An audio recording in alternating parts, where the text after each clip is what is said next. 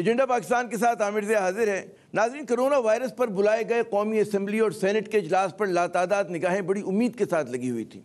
तौक़ुआत ये थी कि जब पार्लियामेंट इस अहम तरीन मसले पर सर जोड़ कर बैठेगी तो सुबह से निमटने के लिए कुछ ठोस तजावीज़ सामने आएंगी। कोरोना वायरस के माशी मुतासरीन की मदद के लिए अरकान जो हैं अछूते ख्यालात पेश करेंगे और कौमी असम्बली और सेनेट के इजलास जो हैं पाकिस्तानियों को कोरोना वायरस और उसके माशी असरात से निमटने के लिए मरबूत हिकमत अमली देकर इख्तिताम पजीर होंगे। लेकिन अफसोस सदअफसोस ऐसा नहीं हुआ। इस अहम तरीन कौमी मसले पर भी पार्लियामेंट ने हस्ब रिवायत पाकिस्तानियों को मायूस किया। कोरोना वायरस पे होने वाले इजलास में भी ज़्यादातर अरकान की तरफ से वही सतही लफ्ज़ी पर मबनी तकारीर थी कि जैसे हमेशा होती हैं। वही इल्ज़ामात और जवाबी इल्ज़ामात की सियासत थी जिससे हमारा छुटकारा बज़ाहिर नामुमकिन नज़र आ रहा है, और वही शोर शराबा था कि जो हमेशा होता है। इसकी एक झलक आप भी मुलाहिज़ा कीजिए। जिन्ना खादियां गाजरा उन्हां दे पेटे दे पीड़ जरूर पैनी है। 3 महीने हो गए हैं, अभी तक कोरोना के ऊपर हुकूमत की कोई पॉलिसी सामने नहीं आ सकी। 3 दिन सेशन हुआ, उसके अंदर तकारीर, उसमें से बदकिस्मती से कुछ तकारीर तो सियासी जुगतबाजी के अलावा कुछ भी नहीं था उनके अंदर। तो जी हाँ जनाब, गुज़िश्ता रोज़ कौमी असम्बली और सेनेट के इजलासों के आखिरी लम्हात तक हिज़्ब इक़्तिदार और हिज़्ब इख्तिलाफ आपस में लड़ते रहे। नून लीग के एहसन इकबाल साहब ने फरमाया कि जनाब कोरोना वायरस पर हुकूमत की कोई पॉलिसी नहीं। वफाकी वज़ीर असद उमर साहब का कहना था कि जिस अहम मसले पर भी हिज़्ब इख्तिलाफ जो है जुगतबाजी से आगे नहीं बढ़ पा रही।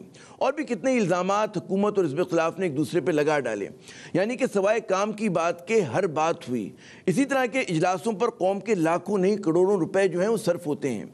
क्या इसलिए कि लायानी बहस मुबाहिसा जो हैं और इल्ज़ामात सुनने को मिले? ये शिकायत जो कौम को इस मुल्क की 15वीं पार्लियामेंट से है, ऐसी ही बाकी 14 से भी रही है।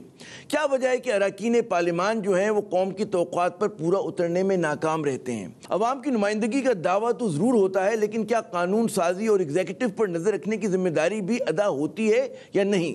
ज़्यादातर अरकान में ऐसा किरदार अदा करने की अहलियत और काबिलियत क्यों नहीं है?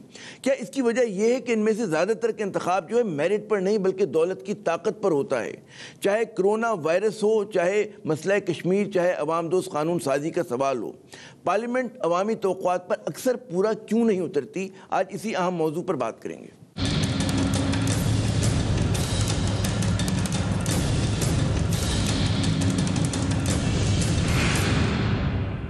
इम्तियाज़ गुल साहब हमें ज्वाइन कर रहे हैं स्काइप के ऊपर। एग्जीक्यूटिव डायरेक्टर हैं centre for research and security studies के, सीनियर सहाफ़ी हैं, तजियाकार हैं, हमें इस्लामाबाद से ज्वाइन कर रहे हैं। उसके अलावा हमें सईद काजी साहब, बड़ा एक मोतबर अहम नाम है ये, सहाफ़त के हवाले से, तजियाकारी के हवाले से, और बड़ा अपना कहते हैं ना दो टोक अंदाज में बात करने का इनका अपना अंदाज़, मुनफरिद अंदाज़ है। हमें लाहौर से ज्वाइन करेंगे अहमद बिलाल साहब जो हैं, प्रेसिडेंट पिलडेट हैं, Pakistan institute of legislative development and transparency के, ये भी हमें स्काइप पर इस्लामाबाद से ज्वाइन करें। मैं अपने तीनों मेहमानों को खुशामदीद कहता हूँ। अहमद बिलाल साहब से अगर इजाज़त हो हम पहला सवाल करते हैं। बिलाल साहब ये बताइएगा कि कोरोना वायरस पे जो था वो बड़ा लोगों को शिद्दत से इंतज़ार था कि जी पार्लियामेंट का इजलास हो। क्या कौमी असम्बली और सेनेट में जो बहस हुई, क्या वबा के ख़ात्मे के हवाले से कोई मरबूत आपको लगा कि कोई हिकमत अमली सामने आई, कोई काबिल ज़िक्र अच्छी बहस हुई है या नहीं? जी देखिए, चंद एक तकारीर थी जो इस मौजू के ऊपर फोकस किए हुए थी, वेल प्रिपेयर्ड थी, उनके अंदर तजावीज़ भी थी, तहकीक भी थी और तनकीद भी थी। लेकिन बिलअमूम तकरीरें वही थी जो होती हैं। मुझे कोई ख़ास ऐसी मायूसी इसलिए नहीं हुई कि मुझे कोई तवक्को भी नहीं थी, क्योंकि ये कोई सेमिनार तो था नहीं, कोई एकेडमिक बहस नहीं थी। इसी तरह की हमारे यहाँ तकारीर होती हैं। बजट का मौका हो तब भी ऐसे ही होता है, और जब कोई किसी ख़ास मौजू के ऊपर बहस हो तब भी ऐसे ही होता है।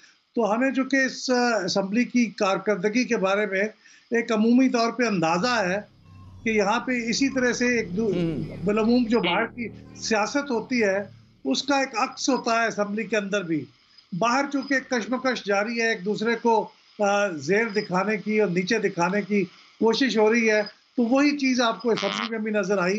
तो इसलिए कोई ऐसी गैर मामूली बात नहीं है, ये सियासत है, सियासत में ऐसे ही होता है, और हमारे यहाँ तो ख़ास तौर पे ऐसे ही होता है। लेकिन 2-3 तकरीरें ऐसी थी जिनके ऊपर बड़ी पुरमग्ज़ थी, और वो हमेशा ऐसे ही होता है कि हमेशा आपको कोई 4-5% लोग ऐसे होते हैं जो कि अच्छी को बात तैयार करके आते हैं और वो करते हैं। वही बात हुई कि जी आटे में नमक के बराबर जो है जो गालिब रुझान है पार्लियामेंट का, जिस तरह की तकारीर होती है वो बिल्कुल सही फरमाया अहमद बिलाल महबूब साहब ने कि जनाब उसमें बड़ा आमियानापन होता है। सईद काजी साहब, कोरोना के ऊपर जो है हम देखते हैं कि जिस तरह के इजलास हुआ और हमें ये नज़र आ रहा है कि 72 बरस में ये पाकिस्तान की 15वीं पार्लियामेंट है। आपके ख्याल में कि क्या ये जो पार्लियामेंट है हमारी, ये जो अवाम को उनसे तवक्कुआत हैं उसे पूरा कर पा रही है? लेजिस्लेशन के हवाले से, एग्जीक्यूटिव के ऊपर नज़र रखने के हवाले से, बहस मुबाहिसे के हवाले से, कानून साजी के हवाले से? जी देखिए आमिर भाई, एक तो ये बात है, एक फ़िक्रे में मैं बात कर दूं कि ये जो जहां कौमी जमहूरी इनकलाब का जो तजर्बा किया गया नौबादियाती मुल्कों में, वो अधूरा रहा है और उसकी शक्ल हमें नज़र आ रही है। अहमद बिलाल महबूब साहब भी यही बात कर रहे थे। अब आते हैं कि इस पार्लियामेंट के पास इख्तियारात कितने हैं। इस वक्त जो सबसे अहम मीटिंग हो रही है वो FBR में हो रही है। वहाँ 4 गोरे बैठे हुए हैं और उन्होंने हमारे नॉन इलेक्टेड जो वजीर ख़जाना हैं वो उनसे कह रहे हैं 5,500 अरब रुपए का टैक्स लगाएं, कोरोना टैक्स लगाएं, क्योंकि उसमें से 3.25 अरब तो जो है हमने उनको देना है, जो लाइन शेयर वो लेके जाएंगे। हमारे पल्ले रह क्या गया है मुझे बताएं? जिस मुल्क की जो इकोनॉमिक पॉलिसी आपकी ना हो, आपका जो गवर्नर स्टेट बैंक लगाया वो कल वहां मुलाजमत करके और बेड़ा गर्क करके आए थे इसका मिस्र का, वहां पे जो किया अवाम के साथ, तो आप पार्लियामेंट क्या है? अब ये जुगते भी ना करें तो फिर पीछे काम क्या रह जाएगा? क्योंकि आपने इफेक्टिवली पावर जो है वो इन तमाम आलमी मालियाती इदारों ने हमारी पार्लियामान से लेकर वो जो है वो अपने पास रख ली है। सारे डिसीजन तो वहां होने हैं, तो ये क्या करेंगे? और दूसरी बात, म्यार देख लें, लेवल भी देख लें। जो अब्दुल कादिर पटेल साहब ने गुफ्तगू की है वो तो दोहराई भी नहीं जा सकती, जो लेवल है। तो और चले यहां छोड़ दें, ये जो अभी इलेक्शन हुआ है इंडिया में, 45% से ज्यादा हार्डन क्रिमिनल जो हैं वो इलेक्ट हुए हैं।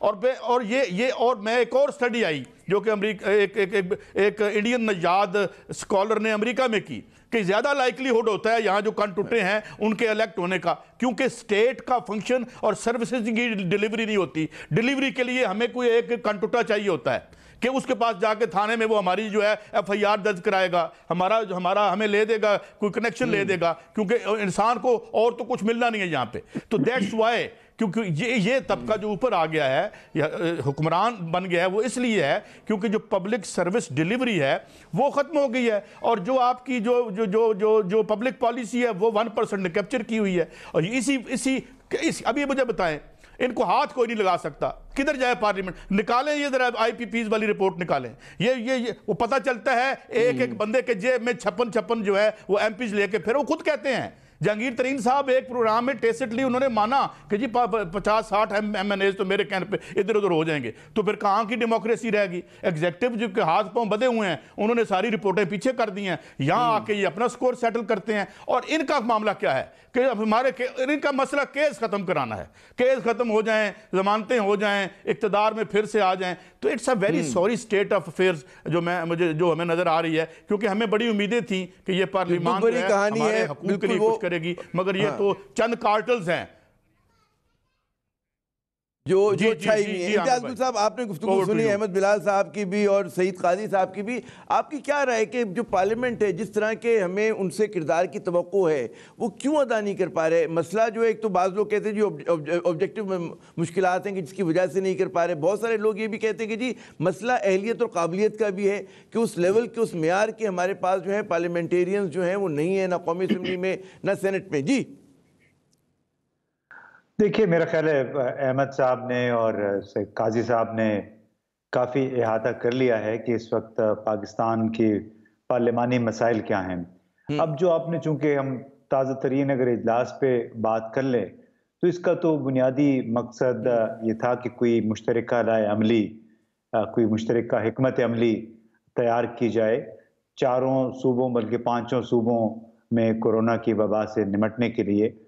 लेकिन इंतहाई अफसोस से मैं कहूँगा, और ये मैं कोई फर्स्ट हैंड इंफॉर्मेशन की बुनियाद पे कह रहा हूँ, मेरी आज एक PMLN के एक बड़े अच्छे मोतबर नाम है, उनसे बात हुई, मेंबर नेशनल असम्बली हैं, तो उन्होंने कहा कि हुकूमत ने कोई हिकमत अमली नहीं दी। मैंने कहा अच्छा, तो और साथ ही कहते हैं कि जो बिलावल भुट्टो जरदारी है, एक्चुअली वो गलत रास्ते पे चले गए और उन्होंने कोई मैकेनिज्म नहीं दिया। तो मैंने कहा अच्छा, आपकी तो तीसरी बड़ी जमात है, आप कोई मुतबादल कोई पेपर दे, वाइट पेपर दे देते, कोई मैकेनिज्म तजवीज़ कर देते। तो उन्होंने कहा कि जी आप बिल्कुल ठीक कहते हैं, बड़ी बदकिस्मती है कि हमारी अपनी जमातों में भी बुनियादी तौर पे इस नौयत का काम नहीं होता है। अब जाहिर है, और जब जमातों के अंदर अगर आप कोई जिसको प्रिपरेटरी काम कहते हैं, अगर वो नहीं हुआ है तो पार्लियामान के अंदर तो वही सती किस्म की तकरीरें होंगी।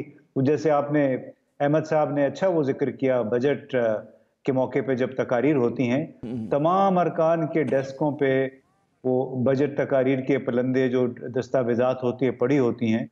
और हमें ये बताया गया, कई दोस्तों ने बताया जो पार्लियामान के अंदर बैठे होते हैं, कि बजट पे कई कई दिन बहस के बावजूद हम देखते हैं तो अक्सर डेस्कों पे, अक्सर उनकी मेज़ों पे बजट का पलंदा वैसे कि वैसा बंधा हुआ होता है फीते के साथ, वो खुला भी नहीं होता, उसे कोई खोल के देखता भी नहीं। बिल्कुल दुरुस्त कह रहे हैं, हम गवाह हैं इस बात के। जी जी जी, मैं ये कह रहा हूँ कि बुनियादी तौर पे तवक्को हमें करनी भी नहीं चाहिए। और दूसरी, अगर अंदरूने खाना तय ये हुआ हो कि आपने महज एक दूसरे को नीचा दिखाना है और एक दूसरे पे इल्ज़ाम तराशी करनी है, तो उसमें जाहिर है उस बजट इजलास से या उस जो भी सेशन का कोई सिटिंग होती है उससे फिर मैं नहीं समझता कि कोई बहुत सर हासिल गुफ्तगू हो सकती है या उसको कोई नतीजा निकल सकता है। दुरुस्त जी। अच्छा, अहमद बिलाल साहब ये बताइएगा कि पिलडेट जो है वो जाहिर है कि जहाँ पे तहकीक का काम करते हैं आप लोग जो है, बड़े रिसर्च का आपका बहुत काम है हमारी पार्लियामेंट पे, डेमोक्रेसी पे, वहाँ पर एक आप लोगों की जिम्मेदारी जो आपने खुद उठाई हुई है वो अरकान की तरबियत की है, यानी कि पार्लियामेंटेरियंस की तरबियत की है। आपका बड़ा ज़्यादा इंटरेक्शन होता है, क्या कहेंगे अहलियत और काबिलियत क्या इस वक्त क्वेश्चन मार्क है, सवालिया निशान है कि जिस तरह से लोग इलेक्ट होकर आते हैं कि उनका ज़ाहिर है कि वो ये नहीं होता कि मेरिट है इसलिए आ रहे हैं, उनके पास क्योंकि आबाई नशिस्त है, उनको पार्टी ने टिकट दे दिया, वो पैसे खर्च कर सकते हैं 2, 4, 6 करोड़ या इससे भी ज़्यादा, इस वजह से आते हैं। क्या क्या आपका क्या ऑब्जर्वेशन है? नहीं, असल मसला काबिलियत की कमी का नहीं है। देखिए, क्योंकि अब जिस तरह हमारी सोसाइटी के अंदर तमाम लोग जो हैं वो PhDs तो नहीं होते, इसी तरह असेंबली के अंदर भी तमाम लोग बहुत आला क्वालिफाइड नहीं होते, लेकिन एक अच्छी खासी तादाद ऐसी है जो काबिल लोग हैं, पढ़े लिखे लोग हैं, उनका तजुर्बा भी है, उनका काफ़ी हद तक तज्जिया भी है। लेकिन असल मसला ये है कि वो असेंबली के अंदर आके अपनी काबिलियत का इजहार अगर करें तो उसका कोई उन्हें फ़ायदा नहीं है। वो ये कहते हैं कि हमें तो बिलअमूम जो लोग हमें इलेक्ट करते हैं वो इसलिए इलेक्ट करते हैं, जिसका जिक्र अभी हो चुका कि हमारे कुछ हलकों के कुछ काम है, कुछ हमारे कोई पोस्टिंग करा दें, कोई नौकरी दिला दें, कोई हमारे थाने और कचहरी के काम करा दें, तो उस किस्म की सिफारिशें करने के लिए इस्तेमाल होता है। तो हमें तो असेंबली में आके जो पॉलिसी के ऊपर गुफ्तगू करें तो उसका कोई हमें फ़ायदा नहीं होता, कोई हमें उसके ऊपर जज नहीं करता। तो हकीकत यही है कि पार्लियामेंट जो है दो काम करती है। एक तो ये कि नेशनल असेंबली दो काम करती है, एक तो ये कि वो वज़ीर आज़म का इंतखाब कर देती है एक इलेक्टोरेट की हैसियत से, और दूसरा काम ये होता है कि उनके जो मेंबर्स हैं वो अपने अपने हल्के के लोगों के जो प्रॉब्लम्स हैं, चूँकि हमारे यहाँ गवर्नेंस का बड़ा मसला है, कोई काम खुद से होता नहीं है, तो ये लोग उनके सिफारशी बनते हैं, उनके मुरब्बी बनते हैं और जाके उनके काम कराते हैं। तो इसी बुनियाद पे वो री इलेक्ट होते हैं। असेंबली में बहुत अच्छी तकरीर कर दीजिएगा, उसका कोई उनको फ़ायदा नहीं होने वाला।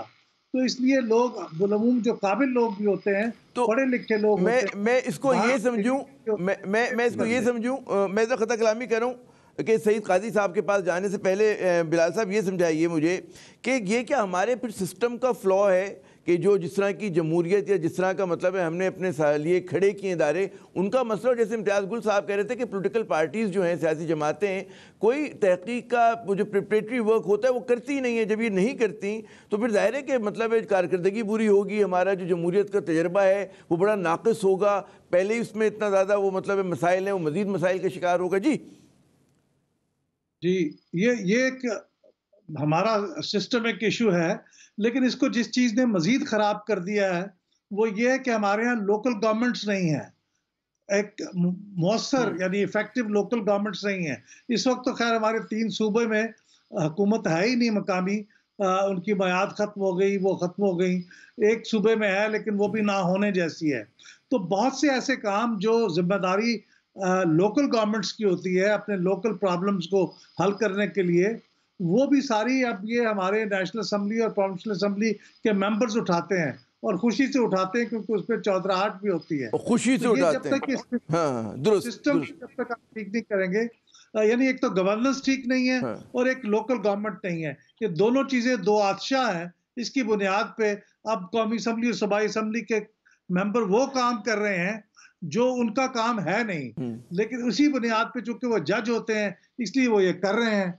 ऐसा नहीं है कि वो फारिग बैठे रहते हैं, इसलिए वो कर रहा हूँ, बड़े बड़े जोरों शोर से कर रहे करते हैं। हैं। मुझे अगर इजाज़त दें बिलाल साहब कि मैं अगर सईद काजी साहब की तरफ जाऊँ। सईद साहब, ये हिज़्ब इख्तिलाफ खुसूसन जैसे एहसन इकबाल साहब ने गुज़िश्ता रोज़ कहा कि जी कोई पॉलिसी नहीं है, और सिर्फ कोरोना वायरस पे पॉलिसी नहीं है, हुकूमत की किसी भी चीज़ पे नहीं है। आपके ख्याल में इस किस्म का बयान जो है उसमें मुबालगा आराई बहुत ज़्यादा है? क्योंकि ज़ाहिर है कि पॉलिसी गलत हो सकती है, टूटी फूटी हो सकती है, लेकिन पॉलिसी तो होती है हुकूमत की हर मामले पे। आप उससे इख्तिलाफ कर सकते हैं, लेकिन अगर आप ये कहेंगे जी पॉलिसी नहीं है हमारी पाकिस्तान की, तो ये बहुत ज़्यादा गलत जुमला नहीं होगा? जी देखिए, एहसन इकबाल साहब से एक सवाल पूछते हैं हम, अगर हमारी आवाज़ उन तक पहुंच रही है, कि जनाब इसहाक डार साहब की पॉलिसी, किबला हफीज़ शेख साहब की पॉलिसी, इससे पहले शौकत तरीन साहब थे, उनकी पॉलिसी, क्या फ़र्क है आपकी पॉलिसी में?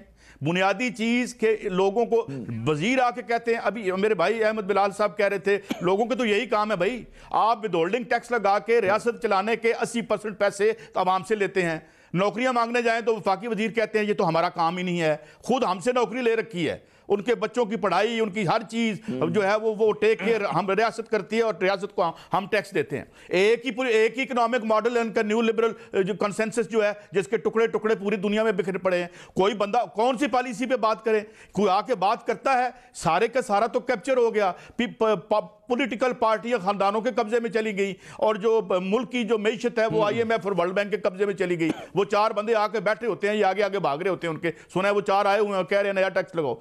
बात ये है कि आपके पास क्या है? कोई एक आवाज डिसेंट की है पूरी दुनिया में? ये 1980 से लेके अब तक दुनिया में ऊधम मचा रखा, इस सियारे को बर्बाद कर दिया इस न्यू लिबरल कंसेंसस ने। किसी माई के लाल में जरूरत है कि टीवी पर बैठ के बात ही कर दे इसके बारे में? तो ये क्या करेंगे? पॉलिसी इनके हाथ में नहीं है। और कौन सी ये प्राइवेटाइजेशन 2 नंबर काम सारे करते रहे, ये भी कर रहे हैं। 100 इंडस्ट्री प्राइवेटाइज की इसने इसहाक अपना मुस्लिम लीग नून ने, 90% बंद हो गई, ऊपर हाउसिंग सोसाइटियां बन गई हैं। रोज हमसे झूठ बोलते हैं, हालांकि मेन यहां पर जो इंडस्ट्री लगी वो कब लगी? वो अयूब खान के दौर में लगी, भुट्टो के दौर में लगी, और ये सारे आ जाते वो भुट्टो ने बर्बाद कर दिया। और बर्बाद तो तुमने किया, सिवाय मुर्गी खाने खोलने के तुम्हें कोई औकात नहीं है तुम्हारी। स्टील मिल पे अब हाउसिंग सोसाइटी बनवा दोगे तुम, एक जो हमारा, और ये जो आपका हैवी मैकेनिकल कम्प्लेक्स है इसे भी तुम बेच दोगे। बात ये है कि यहाँ नजरियाती सियासत खत्म होगी आमिर रियाज साहब। ये इनके दो पैसे के मसाइल हैं, इनके तबकाती जो वजूद है वो इनका मसला है, और ये अब यहाँ पे इस रियासत को नोच कर ही अपना तबकाती वजूद रख सकते हैं। लिहाजा यहाँ जरूरत है, क्योंकि बंदे डिसएनफ्रेंचाइज हो चुकी है ये कौम। सिर्फ वोट डाल देना और बंदा MNA पहुंच जाना वो नहीं हो रहा। कोई मेरी बात नहीं हो रही है इस मुल्क में किसी के बंदे 4, 12, 15 कार्टल हैं। जो ये इसहाक डार, अभी डान पे जाइएगा, जो ये 12 कार्टल्स गिनवाए थे इसहाक डार साहब ने अपने दौरे हुकूमत में, जिनके मफादात की जो है वो रिप्रेजेंट होते हैं आपकी असम्बली में, तो आम बंदा किधर गया? ये बातें नहीं, म्यार क्यों नहीं गिरेगा? हमारी पार्लियामेंट जो है हमारी, हाँ बिल्कुल यरगमाल बनी हुई है। इम्तियाज गुल साहब मुख्तलिफ जो है कहते हैं ना मुफाद परस्त गुरोह हैं, उनकी जो है वो बनी हुई है, कहते हैं ना होस्टेज बन गई, यरगमाल है। क्या कहते हैं ये जो, फिर अगर यही हालात हैं जिस तरह से सईद काजी साहब ने बड़ा मतलब है अच्छी तरह से बयान किया कि जी क्या क्या इशूज़ हैं, उसमें फिर जब ये असद उमर साहब शिकवा करते हैं कि जी सिर्फ जुगतबाजी होती है, तो यही तो होगा उसके अंदर। जी इम्तियाज साहब। देखिए आमिर साहब, बड़ी बदकिस्मती की बात है कि इस मुल्क में चूंकि पार्लियामेंट में आने की बुनियादी वजह और उसकी बुनियाद आपके जो वोटर हैं उनके कामकाज हैं, नालियां बनवाने हैं, उनको थाने से छुड़वाना है। तो बुनियादी तौर पे जो असल काम है पार्लियामेंट का वो हो नहीं पा रहा है। आपको याद होगा कि जब WTO में और इस तरह जो क्लाइमेट चेंज के हवाले से पेरिस में 6-7 साल पहले इजलास था, WTO के उससे पहले के इजलास थे, और ख़ास तौर पे फाइनेंशियल एक्शन टास्क फोर्स के हवाले से हमारे 2008-9 में कुछ हमारे, बल्कि 2012 में मुझे याद आ रहा है, कुछ ऐसी तरमीम करनी थी हमें अपने कवानीन में, जो काम था बुनियादी तौर पे पार्लियामान का, हमारी हुकूमत का। लेकिन वो चूंकि नहीं कर पा रहे थे तो उन्हें फिर दबाव डाला गया और रातों रात पीपल्स पार्टी की हुकूमत के दौर में वो तब्दीलियां करवाई गई। आपको याद होगा जो फाटा के हवाले से 2018 में जिस सुबक रफ्तारी के साथ एक हफ्ते के अंदर तमाम फाटा को खैबर पख्तूनख्वा में शामिल किया गया, वो भी कोई हमारे सियासतदानों का काम नहीं था, बड़ी बदकिस्मती की बात थी। इसी तरह एक और पेरिस प्रिंसिपल्स के नाम से एक बहुत बड़ी डॉक्यूमेंट है और अक़वाम मुत्तहिदा की सैंक्शन, उसके मुताबिक हमारे पास इस वक्त नेशनल ह्यूमन राइट्स कमीशन होना चाहिए, मुकम्मल आज़ाद।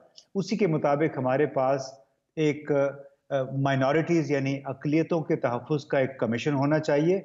लेकिन बदकिस्मती मैंने शुरू में इसलिए कहा कि हर क्रिटिकल मौके पे तमाम मसाइल पार्लिमानी अरकान की बजाय ब्यूरोक्रेट परफॉर्म करते हैं, जो हमारे, हालांकि जो पेरिस 92 के प्रिंसिपल जिसको कहते हैं उसके तहत आज तक कमीशन बन जाना चाहिए था, लेकिन फिर 2014 में, मैं मिसालें इसलिए दे रहा हूं कि उससे जाहिर होता है कि जो बुनियादी काम है पार्लियामान का वो नहीं कर रही। 2014 स्ट्रक्चर को ठीक करना, जी इदारों को मजबूत करना, वो वाले काम नहीं हो रहे। जी 2014 में मैं इम्तियाज साहब अगर किया था कि, जी बोलिए। जी आप पहले जुमला मुकम्मल कर लें बराए करम। जी कि 2014 में सुप्रीम कोर्ट ने हुक्म दिया, पेशावर में चर्च पे हमला हुआ तो उसके बाद सुप्रीम कोर्ट ने सुओ मोतो केस लेके अक़लियती कमीशन बनाने का हुक्म दिया हुकूमत को। वो काम आज तक नहीं हो सका। लेकिन अगर हफ्ता पहले जो एक फसाद मचा, वो अगर आप मुझे इजाज़त दें, मेरा ख्याल आप वक्फे पे जाना चाहते हैं, मैं उसके बाद वजाहत करूंगा कि किस तरह हमारी पार्लियामान अपनी बुनियादी फ़राइज़ से पहलू तही करती रही है और कोताही कर रही है, पहलू तही कर रही है। बिल्कुल आपने बिल्कुल सही समझा है कि मुझे ज़रा नाज़रीन इजाज़त दे कि हम वक्फे पे जाएं। वक्फे के बाद जब दोबारा आएंगे, यकीनन ये जो बात इन्होंने की कि जी पॉलिसी साजी जो है वो पार्लियामेंट में हो रही है, नहीं हो रही, क्यों नहीं हो रही, उसकी वजह क्या है, और फिर हम उस सवाल की तरफ जाएंगे कि क्या मेम्बरान की अहलियत और काबिलियत भी कोई सवाल या निशान है या नहीं। बात होगी वक्फे के बाद।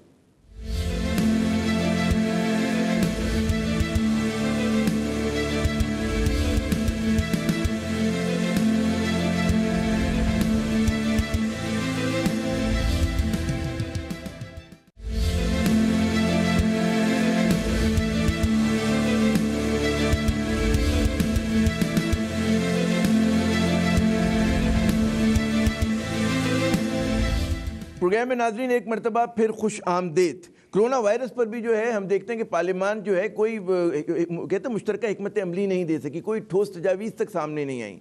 वजह क्या है कि एक तो यकीनन सियासी मफादात का खेल है, ये वजह है कि जी बहुत ज़्यादा जो है हमारी सियासी जमातों में कशीदगी और तनाव है, महाजराई है। लेकिन बहुत सारे जो नकाद हैं वो ये कहते हैं कि जी सवाल एक और भी है, वो है अहलियत और काबिलियत का। मुझे याद है कि वक्फे पे जाने से पहले अहमद बिलाल साहब ने कहा था कि काबिल लोग भी आते हैं। बिलाल साहब बिल्कुल हम आपकी इस बात से वो होते हैं, इत्तेफाक करते हैं। लेकिन बाज़ जो नकाद हैं इन पार्लियामेंटेरियंस को, उनका कहना है कि जी कोई शराइत होनी चाहिए कि जो लोग इलेक्शन में हिस्सा लें, जो नेशनल असम्बली में मुंतखब होकर आएँ, सेनेट में आएँ, उनकी कोई तालीमी काबिलियत हो, कि उनका पब्लिक सर्विस का कोई रिकॉर्ड हो, वो कोई टैक्स पेयर होने चाहिए, उनके खिलाफ कोई मुजरमाना कोई मुकदमा ना हो। कोई तो आप शर्त रखेंगे, क्योंकि जिस तरह से हमारे यहाँ है कि जी मौरूसी सीट है, कोई आपका ट्रैक रिकॉर्ड नहीं है, आपकी कोई काबिलियत नहीं है, ड्राइवर रखने के लिए हम इम्तहान लेते हैं, क्लर्क भर्ती करने के लिए हमारे पास जो है कोई शराइत होती है, लेकिन पार्लियामेंट का मेंबर बनने के लिए कोई शर्त नहीं है, कोई काबिलियत नहीं है। जी बिलाल साहब। जी देखिए, ये दुरुस्त नहीं है कि उनके लिए कोई काबिलियत की शर्त नहीं है। बहुत सी शराइत हैं। आफ्टर ऑल ये आर्टिकल 62 और 63 क्या है, इनमें बहुत सी काबिलियत की शराइत हैं, उनको पूरी करनी होती हैं। लेकिन ये दुरुस्त है कि तालीमी कोई मिनिमम एजुकेशनल क्वालिफिकेशन नहीं है। और ये गालिबन ऐसा नहीं है कि ये सिर्फ पाकिस्तान में ही ऐसा है, ये दुनिया का तरीका ऐसा है, क्योंकि इन लोगों को एक बड़ा अहम इम्तिहान ये पास करना होता है कि पब्लिक का उनको कॉन्फिडेंस हासिल करना होता है, उनके वोट लेने होते हैं। ये हम जो लोग ब्यूरोक्रेसी के लोग होते हैं या जो दूसरे इलाकों में जगहों पे मुलाजमतों पे लोग फायज होते हैं, वो तो अपॉइंटमेंट होती है, ये अपॉइंटमेंट नहीं होती, ये इलेक्शन होता है। तो इनका जो क्वालिफिकेशन है वो यही है कि पब्लिक को अपने साथ लेके चल सकते हैं, पब्लिक से उनका राब्ता है, उनका एतमाद उन्हें हासिल है। दुनिया में यही तरीका है जमहूरियत का। लेकिन मैं फिर आपको ये फिर इसरार करूंगा कि ये असल मसला ये नहीं है। 2002 में जो कौमी असम्बली थी उस वक्त उसकी शराइत थी, उस वक्त जनरल मुशर्रफ ने उनके लिए ग्रेजुएशन की शर्त लगा दी थी। उससे दो खराबियां पैदा होती हैं। एक तो खराबी ये हुई कि बहुत से लोग वही अपने उनके बेटे, उनकी बेटियां, उनके दामाद, उनको उन्होंने असम्बलियों में भेज दिया। अगर वो खुद नहीं आए तो वो फिर उनसे वो डिक्टेशन लेके वही बात करते थे जो उनके वो वालिद या उनके ससुर करते थे जो ग्रेजुएट नहीं थे। और दूसरा ये हुआ कि फिर लोगों ने जाली डिग्रियां लेनी शुरू कर दी और उसके जरिए से उसके अंदर आ गए और बिलाखिर ये तजुर्बा नाकाम हुआ। तो मेरे ख्याल में उसका हल ये नहीं है, उसका हल यही है कि हम लोग जो वोट वाले हैं। मैं आखिरी बात मैं ये कह रहा था कि ये तजुर्बा नाकाम हुआ या ये तजुर्बा नाकाम जो मुफाद परस्त उन्होंने करा दिया, क्योंकि बीए की शर्त तो कोई शर्त ही नहीं है। मतलब कम से कम बीए तो हो आप, इसमें क्या मतलब है वो है कि, और अगर जाली डिग्री का आपने कहा कि जी लोग जाली डिग्री बनवा रहे थे तो उसका भी सद्दे बाप था। डिग्रियां चेक हो सकती हैं आजकल के दौर में, बड़ा हर चीज़ ऑनलाइन हो जाती है, तो इन चीज़ों की तो मतलब है दुरुस्त किया जा सकता था बिलाल साहब जी। और आमिर साहब उसके बावजूद आलम यह था कि हम चूंकि ये पार्लियामेंट की हर कौमी असम्बली की कारकर्दगी का थोड़ा सा जायजा लेते हैं, तो वो 12वीं कौमी असम्बली थी 2002 में जो इलेक्ट हुई, वो गालिबन हमारी रिसेंट हिस्ट्री में जो सबसे कम दर्जे की परफॉर्मेंस थी वो उस असम्बली की थी, बावजूद इसके कि वो ग्रेजुएट असम्बली थी।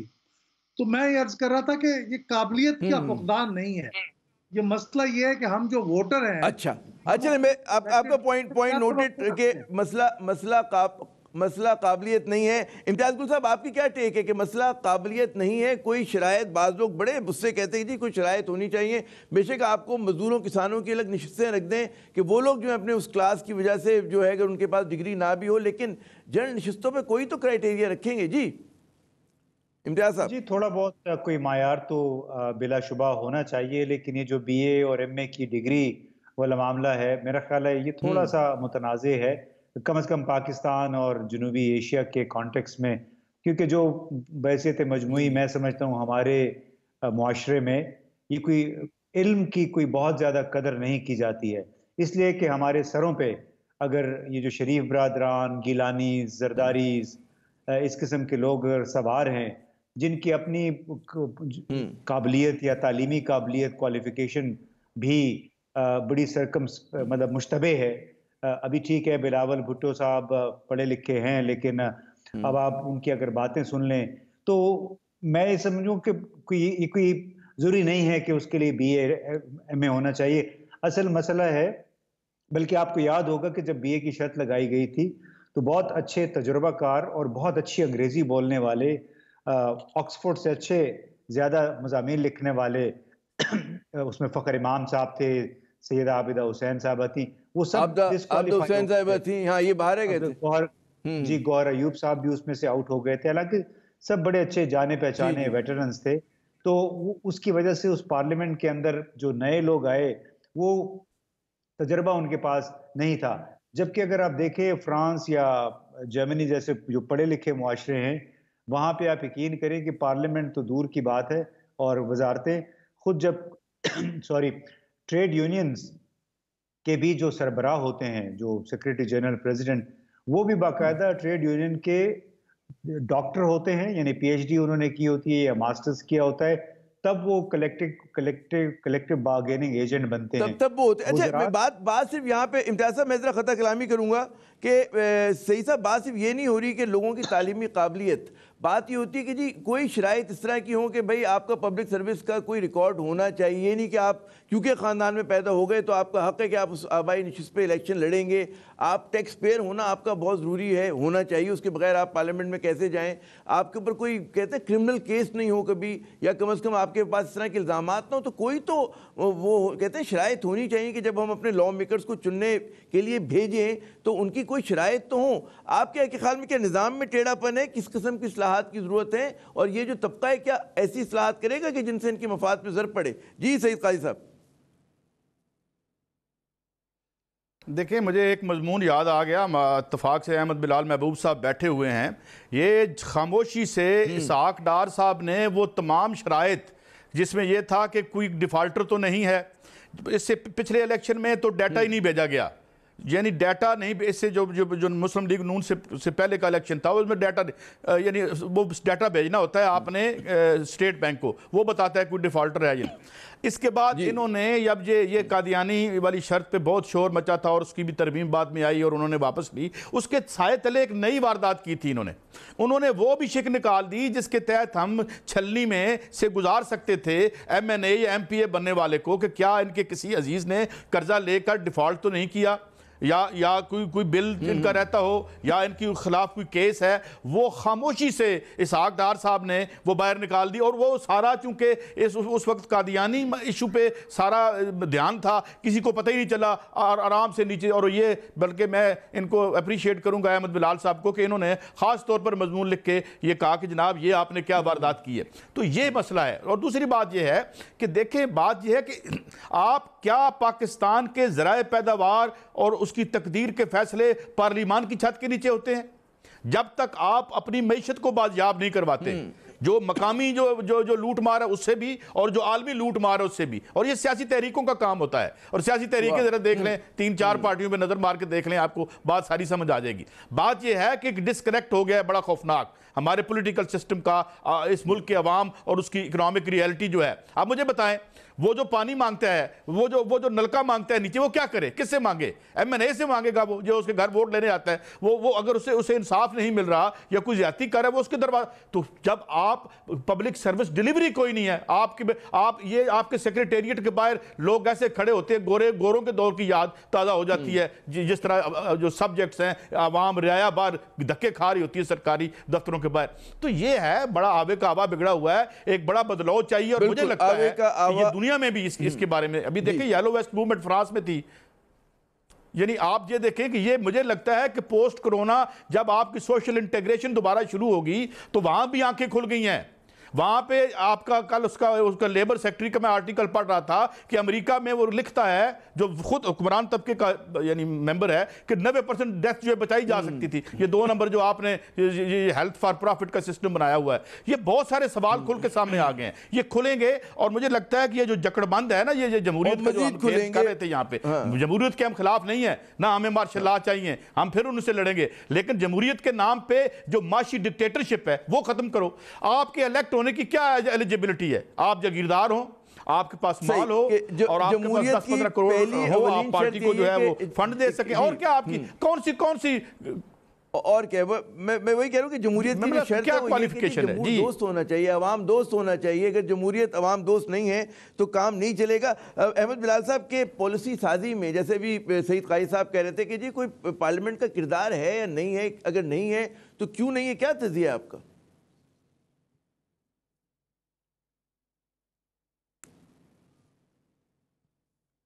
जी अहमद बिलाल साहब।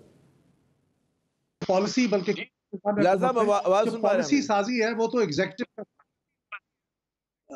आवाज आ रही है आपको? जी फरमाइए। आवाज आ रही? जी मैं कह रहा था कि जनाब आ रही, आवाज आ रही है आपकी। तौर पे तो एग्जीक्यूटिव का काम है, एग्जीक्यूटिव को पॉलिसी बनानी चाहिए।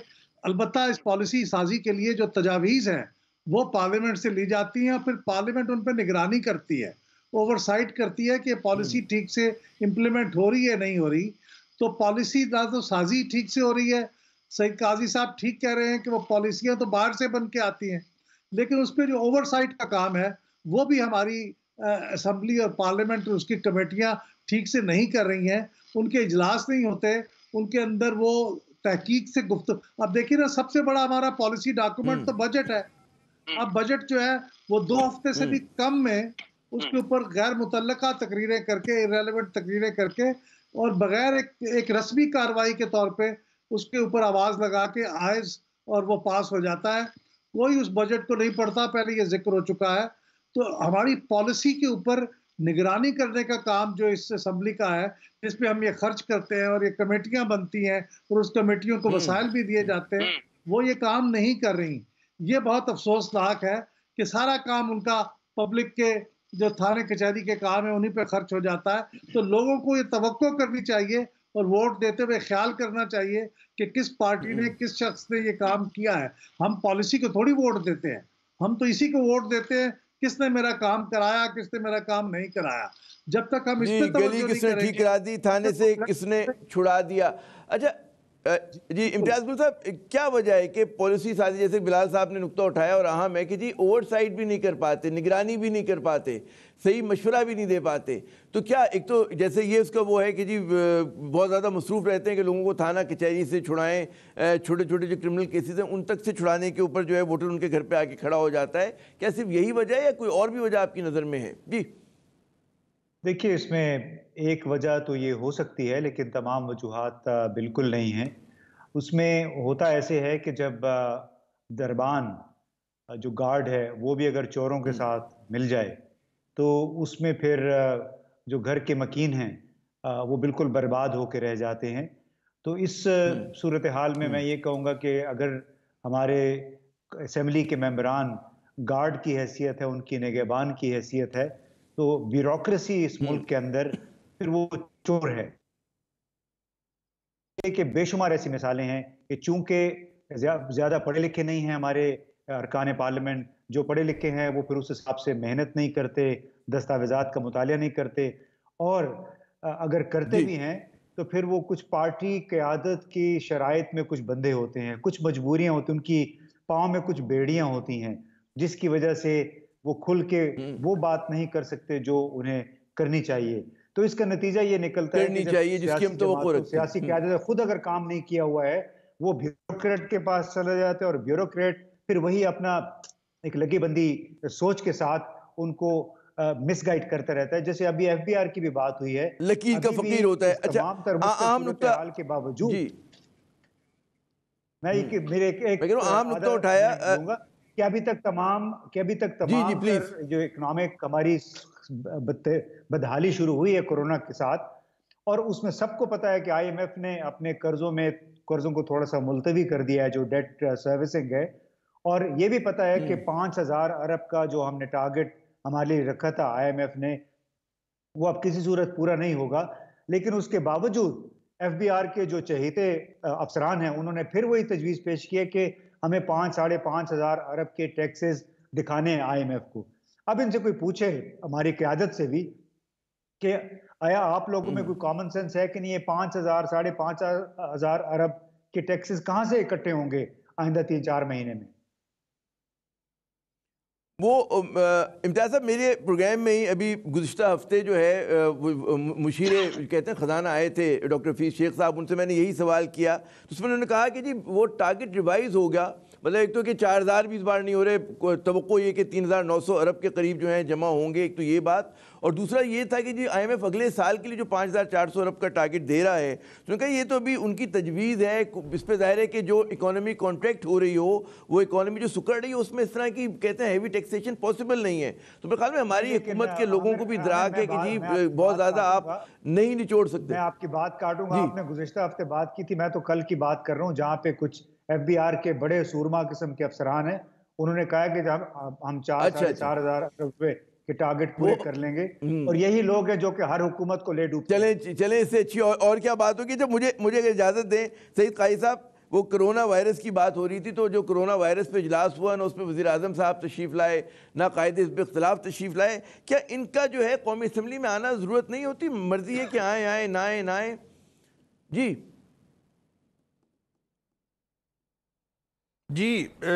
देखिए, जिस तरह अभी ये सारी बात और गुफ्तगू हुई कि डिसीजन मेकिंग कहाँ हो रही होती है, आपने क्या अभी देखें, एहसास प्रोग्राम के लिए 40 करोड़ रुपए जो है वो पीएम साहब ने कहा कि जी क्योंकि अब वो बढ़ गया है सिलसिला तो तनख्वाहों का, तो वो भी जो है को रोक दिया गया। वजारत खजाना की तरफ से कहा गया कि नहीं जनाब इसको तो पार्लियामेंट में लेके जाएं। तो असल ताकत किधर है? असम्बली, हम चाहते हैं असम्बली की ताकत वापस असम्बली के पास जाए, ये लोग जो है वो फैसले करें। अभी आपने बात की ये जो रेगुलेटरी रिजीम है, आप राना भगवान दास साहब की रिपोर्ट निकलवाएं। ये जो इफ्तिखार चौधरी साहब ने बनवाई थी ये आयल मार्केटिंग कंपनियों की, वो इंसान के हाथों के तोते उड़ जाते हैं। ये यहाँ कौन सी रेगुलेटरी रिजीम रह गई है? ये IPPs किस रेगुलेटरी रिजीम जरा देखें, ये कहाँ पे है? ये मुआहदे मैं छोड़ यानी फाइनेंशियल टाइम्स में 2012 में आर्टिकल इस पे लगा कि ये कैसे बर्बाद किया हमने जब हेजल ओलेरी आया था यहाँ पे 90s में। ये जो हमने तो किधर है ये? हमारे मफाद का कौन देख रहा है? ये तो अपनी सफबंदियों में लगे हुए हैं, अपने असासों में लगे हुए हैं, घर इनके बाहर हैं, पैसे इनके बाहर हैं, यहाँ हुक्मरानी करने आते हैं। यहाँ जो इनके घर हैं वो तो कोरोना इनके घरों में घुस गया, वरना इन्हें तो हमारा एहसास ही नहीं था, इन्हें तो पता ही नहीं था कि हम भी यहाँ जीते हैं इस दुनिया में। ये अपनी इनकी अलग कौम है, इनकी गेटेड कम्युनिटीज हैं, इनके हॉस्पिटल हैं, और ये हुआ है और ये वापस सियासत लानी पड़ेगी। मैं आपको बताऊं, दोबारा से सियासी स्ट्रगल जो है वो एक पीरियड खुलेगा पोस्ट कोरोना, और लोग हर चंद के ऊपर से इन्होंने कैप्चर कर लिया है ये पॉलिटिकल पार्टीज को। मगर मुझे लगता है कि जो ज़रूरत है वो दोबारा से खुलेगी, वो चीज़ों को जो है वो आगे एग्रीवेट करेगी, और हमें दोबारा से अपने राइट्स को रिक्लेम करना पड़ेगा इस मुल्क के अवाम को, जो उसके आइन और छोड़ें, सियासत को आगे बढ़ाना पड़ेगा। उसमें जो पहली से लेकर 40 तक शिके यार हमें वो बहाल कर दें। आज के बाद वो प्रिंसिपल ऑफ पॉलिसी नहीं होना चाहिए, उनको बाइंडिंग करें इनके ऊपर। ये तहरीकें चलनी चाहिए। हर चीज ही मार दी हमने, उम्मीद भी खत्म कर दी, सब कुछ खत्म कर दिया। तो मेरे ख्याल में ये ऐसे चलेगा नहीं आमिर भाई, ऐसे चलेगा नहीं, क्योंकि एक छोटी सी अकलियत ने जो जमहूरियत के नाम पे कब्जा किया हुआ है, मतलब है, और उसमें अवाम की पार्टिसिपेशन कम है या ना होने के बराबर है। अहमद बिलाल साहब, एक बहुत बड़ा लोग सवाल करते हैं, जैसे मैंने इनसे पूछा कि वज़ीर आज़म साहब नहीं आए, कायदे हिज़्ब इख्तिलाफ नहीं है, लेकिन वफाकी वज़रा भी कम आते हैं।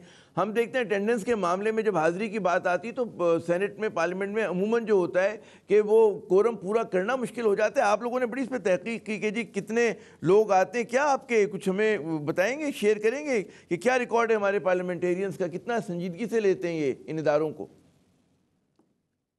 जी आपने सही कहा, ये 25% की कोरम की शर्त होती है, और अक्सर तो ये कोरम भी पूरा नहीं होता।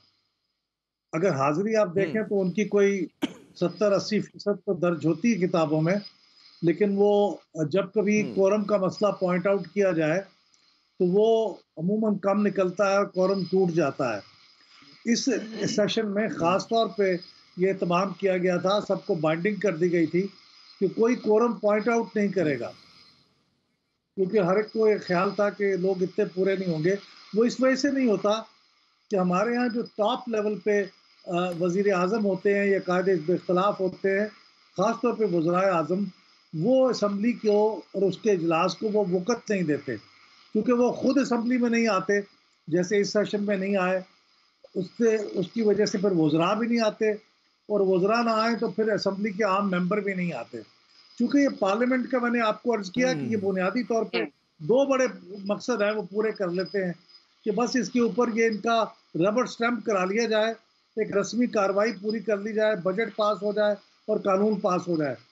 बाकी वो नहीं चाहते कि असम्बली ज़्यादा फ़ाल हो, ज़्यादा मौसर हो, इसलिए उसके ऊपर तवज्जो कम है। लेकिन ये बहुत अफसोस की बात है कि आज़म, उन्होंने तो कहा था कि आके सवालों के जवाब दिया करेंगे हर हफ्ते या हर 2 हफ्ते के बाद, बरतानिया के वज़ीर आज़म की तरह, लेकिन 2 साल होने को आए हैं कि वो असम्बली में एक बार भी उन्होंने ऐसा नहीं हो रहा, एक बार भी नहीं किया। अहमद बिलाल साहब, बहुत बहुत शुक्रिया, आपने अपना कीमती वक्त दिया। इम्तियाज़ गुल साहब, सईद काई साहब, मैं अपने तीनों शुरुका का शुक्रगुजार हूँ कि उन्होंने प्रोग्राम में शामिल हुए। और यकीनन जैसे कि अहमद बिलाल साहब ने बड़ा आखिरी पंच लाइन की कि जी हमारे जो पार्लियामेंटेरियंस हैं खुद ही जो है वो अपनी असम्बली को, सेनेट को, कौमी असम्बली को जो है, सूबाई असम्बलियों को खुद ही रेलेवेंट कर देते हैं। और ऐसी जमहूरियत किस काम की कि जिसमें कहते हैं ना, जमहूर के नाम पर एक छोटी सी अशराफिया ने, अक़लियत ने जो है हर तरह के वसाइल पर भी कब्जा किया हो, फैसला साजी पर भी किया हो। और अगर आपको इस जमहूरियत को वाम दोस्त बनाना है तो उसके लिए बड़े पैमाने पर इस्लाहात की ज़रूरत है, जो बड़ा कठिन काम है। आमिर साहब को अगले प्रोग्राम तक इजाज़त दीजिएगा। खुदा हाफ़िज़।